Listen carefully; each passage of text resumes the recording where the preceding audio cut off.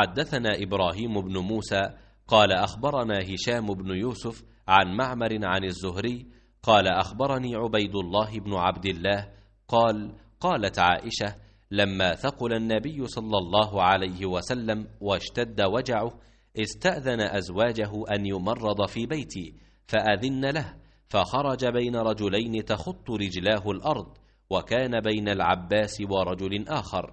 قال عبيد الله بن عبد الله فذكرت ذلك لابن عباس ما قالت عائشة، فقال لي وهل تدري من الرجل الذي لم تسم عائشة؟ قلت لا. قال هو علي بن أبي طالب।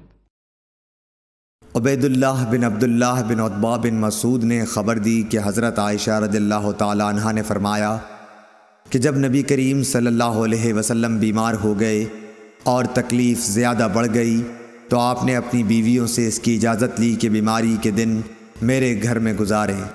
उन्होंने इसकी आपको इजाज़त दे दी। फिर आप बाहर तशरीफ़ ले गए। आपके कदम ज़मीन पर लकीर कर रहे थे। आप उस वक्त अब्बास रज़ियल्लाहु ताला अन्हु और एक और शख्स के बीच में थे, यानी दोनों हजरात का सहारा लिए हुए थे।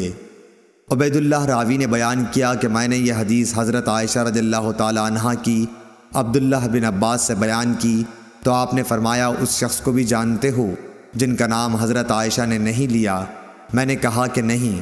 आपने फरमाया कि वो दूसरे आदमी हज़रत अली रज़ियल्लाहु ताला अन्हु थे। सही बुखारी हदीस नंबर 665।